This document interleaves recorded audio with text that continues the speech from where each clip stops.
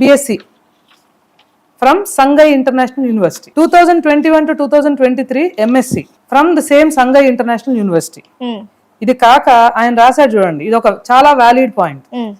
Singer మనోను వాడిన తప్పుడు narrative అని 4వ పాయింట్ లో రాశాడు చూడండి. వినీలా ఒక రీల్ లో సింగర్ మనో గారికి యువర్ పిల్లలు పిడుగులు షో నేను మాస్టర్స్ బ్రేక్ లో వింటూ ఉంటానని చెప్పారు. మాస్టర్స్ అప్పుడు నా బ్రేక్ లో నేను రిలాక్సేషన్ కోసం పిల్లలు పిడుగులు అని కొట్టేదాన్ని. ఈ మాస్టర్స్ బ్రేక్ లో వింటూ ఈ 2021, 2023 దీనిలో షాంఘై ఇంటర్నేషనల్ యూనివర్సిటీ అని అచ్చు తప్పు పడిందా? ఎందుకంటే షాంఘై ఇంటర్నేషనల్ యూనివర్సిటీ ఒక China university. Okay.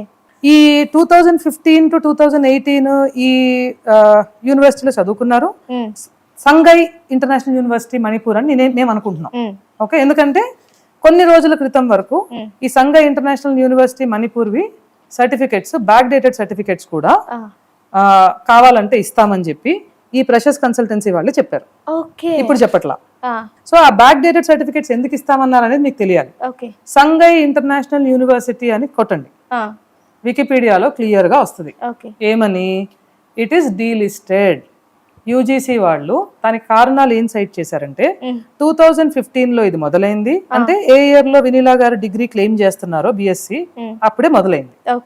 2015 to 2018 2018 BSc అన్నారు, 2021, 2023 ఎంఎస్సి అన్నారు. ఈ ఎంఎస్సి చేసిన ఇయర్ అయిపోగానే యూజీసీ వాళ్ళు దాన్ని బ్లాక్ లిస్ట్ చేశారు.